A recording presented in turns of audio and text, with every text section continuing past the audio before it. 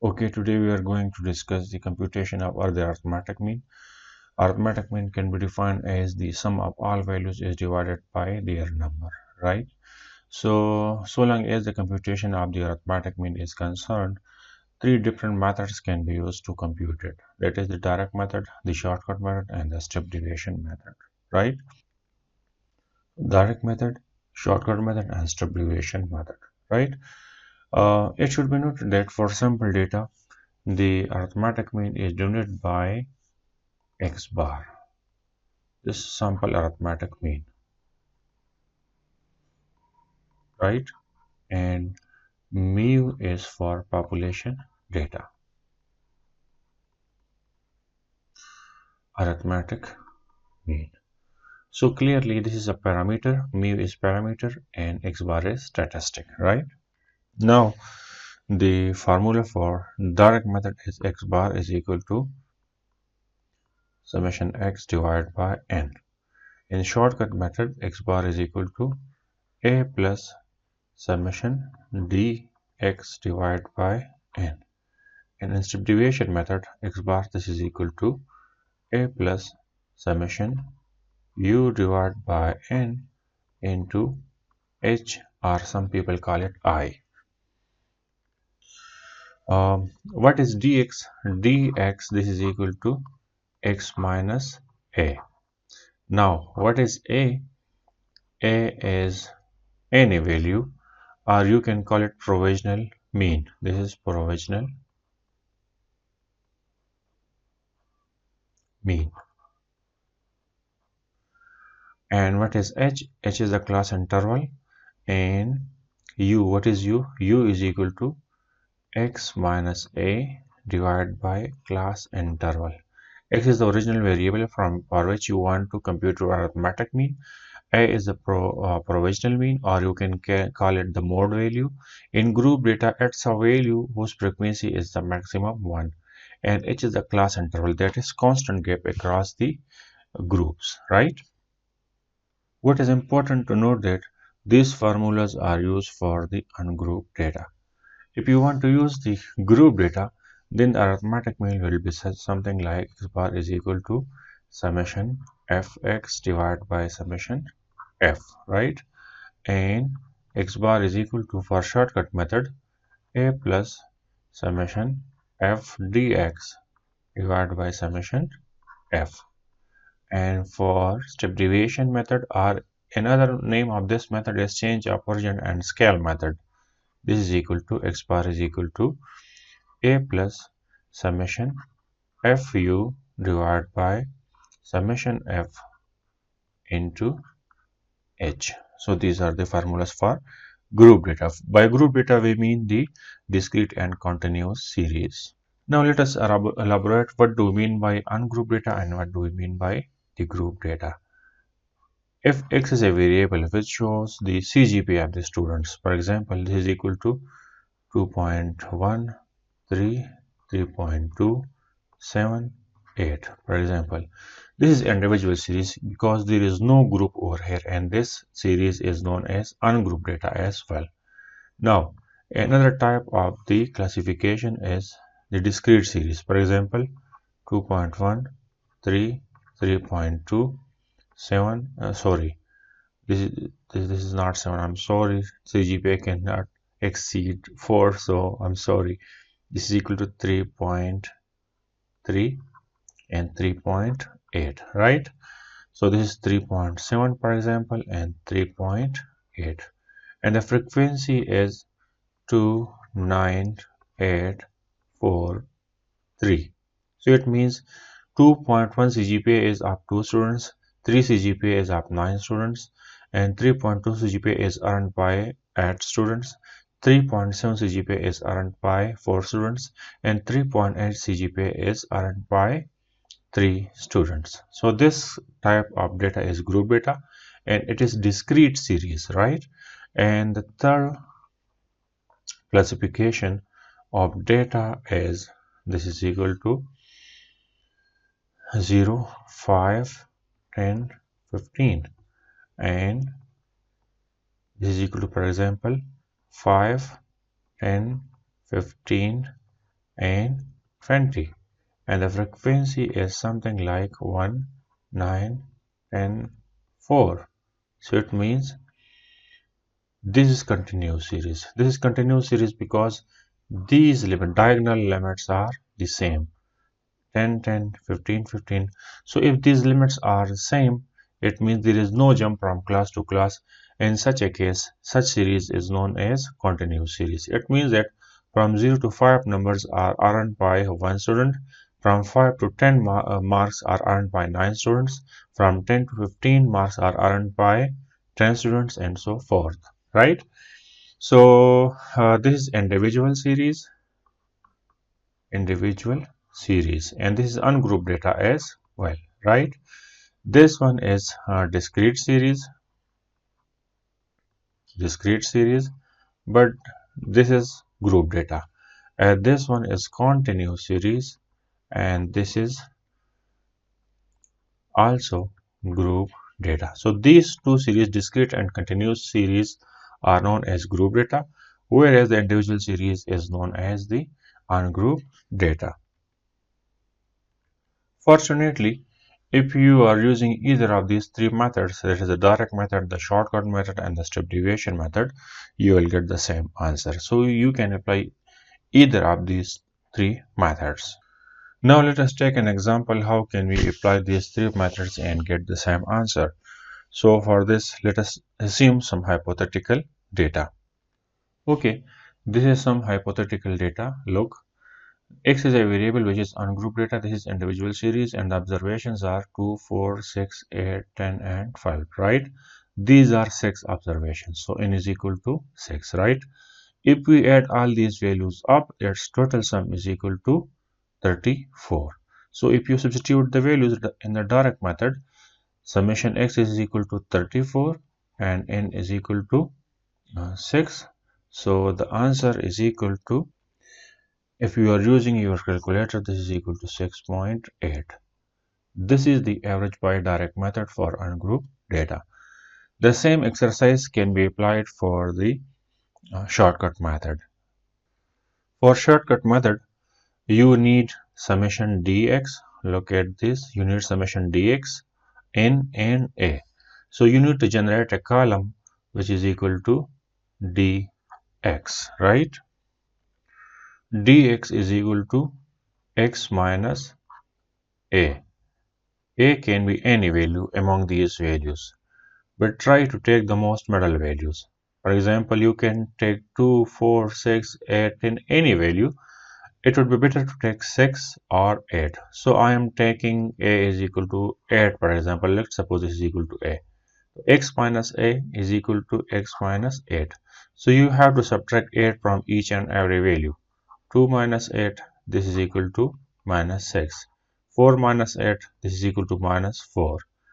6 minus 8, 6 minus 8 is equal to minus 2. 8 minus 8, 8 minus 8 is equal to 0. 10 minus 8, 10 minus 8 is equal to 2. And 12 minus 8, 12 minus 8 is equal to 4. Now sum it up. If you sum it up, it will result into minus 6, right? You can use your calculator, Microsoft Excel, whatever it is.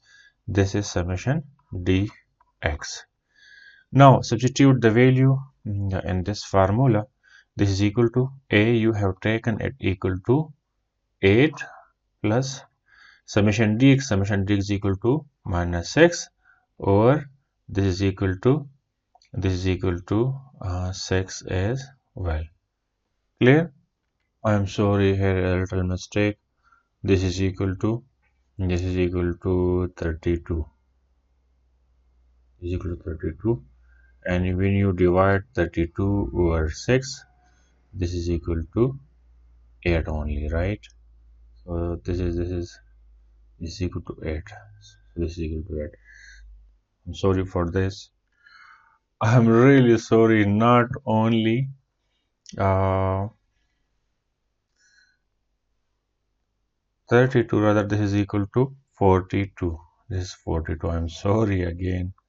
This is equal to 42, right? And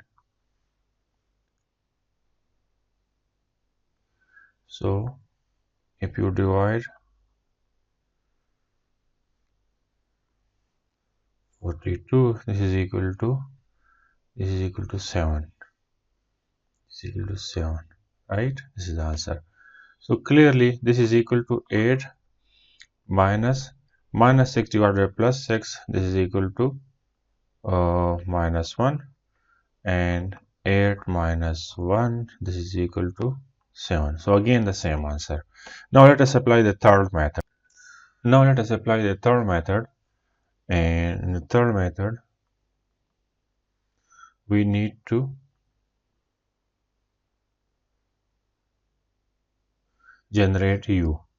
U is equal to x minus a divided by h. And you know h, in this case h is equal to 2. The reason is h is equal to 2. There is a difference between 4 and 2 is equal to 2. The difference between 4 and 6, this is equal to 2. The difference between 8 and 6, this is equal to 2. The difference between 10 and 8, this is equal to 2. And the difference between 12 and 10, this is also equal to 2. So it means that the difference across values or across groups, it must be the same. So clearly the difference across these values is equal to 2. So this is the class interval and this is equal to 2. Okay. X minus a has already been generated over here. This is because 8 is equal to 8 has been assumed as a, right? And now you have to divide x minus a by h. It means we have to divide x minus a by 2 because h is equal to 2. So minus 6 divided by 2. Minus x is what? This is x minus a actually, right? So this is equal to minus 3. Similarly, minus 4 divided by class interval 2, which is equal to minus 2. So it next will be minus 1, then 0, then 1, and then 2, right? So this is equal to the overall sum. This is equal to minus 3. This is what? This is summation u. Substituting the values, we get a is equal to 8 plus summation u is equal to minus 3, h is equal to 2, and n is equal to, this is equal to 6. So clearly 8 plus minus 3 into 2, this is equal to minus 6 divided by 6, and this is equal to 8 plus and minus, and 6 divided by 6 is equal to 1, so this is equal to 7. So applying any of the three methods, that is the direct method, the shortcut method, and the step deviation method for ungrouped data, all of them are yielding the same answer. The same can be applied for group data as well. So let us take an example on the group data. This time we have taken the group data. This is discrete series, and in this very case the direct method formula will be something like summation fx divided by summation f. And if we are using the shortcut method, it will be something like a plus summation f dx divided by summation f.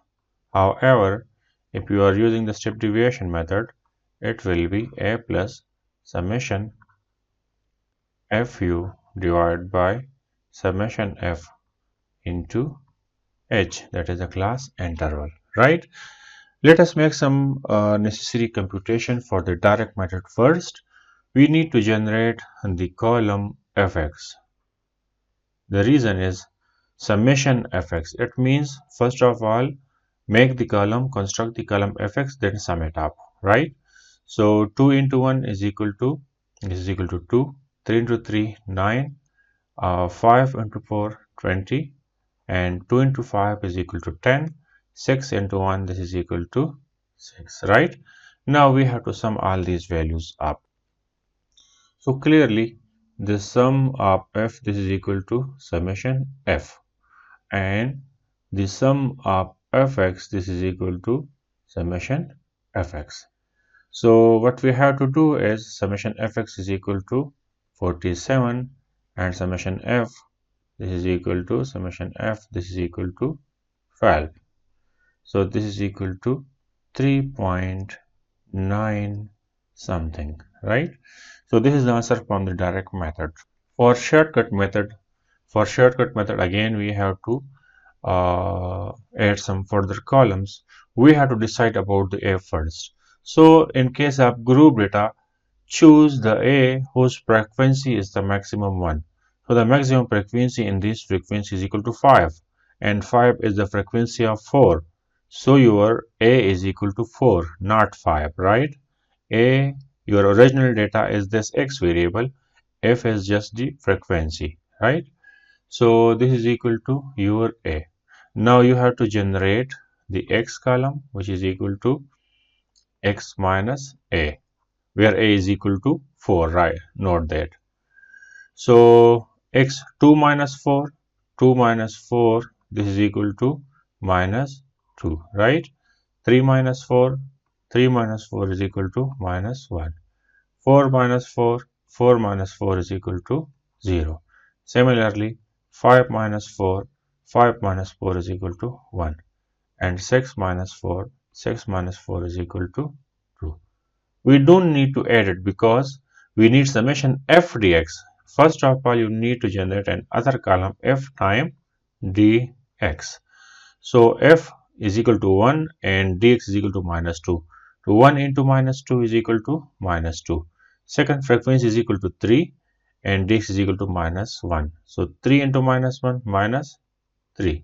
Similarly, 5 into 0. So anything multiplied by 0 is always equal to 0.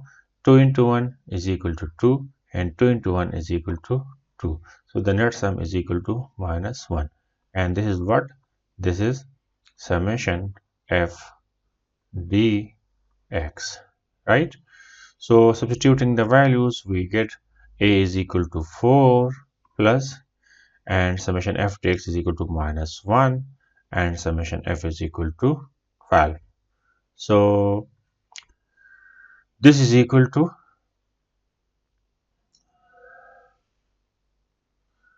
4 plus and minus minus, and 1 over 12 is equal to minus, this is equal to point, is equal to, this is equal to 0.1 something, and again the answer is equal to 3.9. If you are applying the third method, you need to generate u first, then you need to generate fu. You need these two columns to be added. U is equal to, as you know, u is equal to x minus a divided by h. H in this case, h is equal to 1. The reason is there is one difference from value to value. The difference between 3 and 2 is equal to 1. Data between 4 and 3 is equal to 1. Between 5 and 4 is equal to 1. Between 6 and 4 is equal to 1. So h is equal to 1.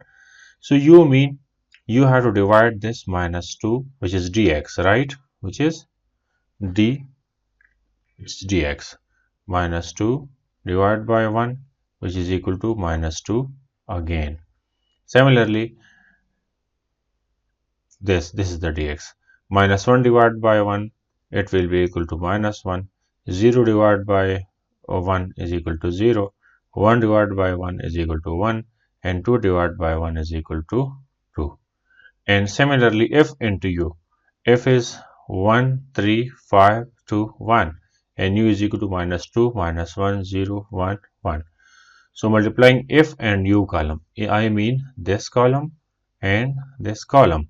So we will get the minus 2 and minus 3, 0 and 2 and 2 again. Again this is equal to minus 1, and this time this is equal to summation f u. Substituting the value, a is equal to 4 plus summation f u is equal to minus 1, and summation f is equal to 12, h is equal to again 1. So again if you calculate it, 4 minus 1 into 1, again minus 1. So ye minus 1 over 12, and this is equal to 4 minus 0.1, and this is equal to 3.9. So it means that if you are applying either of these three formulas, you will get the same answer. For continuous series, let us take another example. For example, though this is not the continuous series because there is jump from class to class. See, look at this value. These values are not the same. Similarly, 10 and 9 are not the same. 15 and 14 are not the same. 20 and 19 are not the same. 24 and 25 are not the same. So it means there is jump from class to class. So in such case, you need to generate class boundaries, which will be discussed in the next video. To this end, we are interested in the computation of arithmetic mean, where if we even do not generate the class boundaries, still we can calculate the arithmetic mean, right? So first of all, since in all these formulas, that is, if you are using direct method, your arithmetic mean is equal to summation fx divided by summation f. The same formula which were used uh, in the which were used for the group data discrete series. This is equal to a plus summation f dx divided by summation f, and the last method a plus summation fu divided by summation f into h, right? So again, in all these formulas x is used, but since there is no x over here, so you have to generate x from the classes, and this x is known as class mark. What? Class mark or midpoint. This is also known as the class mark or the midpoint. How can we generate this? You have to add these two limits. 0 is the lower limit of the class, 4 is the upper limit of the class. 0 plus 4 is equal to 4 divided by 2. 4 divided by 2 is equal to 2. Similarly, add these two. 5 plus 9 is equal to 14. 14 to be divided by 2, this is equal to 7. Now, since you know the class interval h is this case, this is equal to 5. H is equal to 5. To make it convenient, add the class interval with these values. For example, if you add the class interval 5 with 2, you get 7. If you add the 5 with 7, you get 12. If you add the 5 with 12, you get 17. Similarly, 22 and 27, which is also equal to the sum of the average of these two limits. Matlab, mean adding these two and divide by 2 as well. So in this way, you can convert your discrete series into your continuous series into a discrete series. The rest of the procedure is the same as we did in the previous example.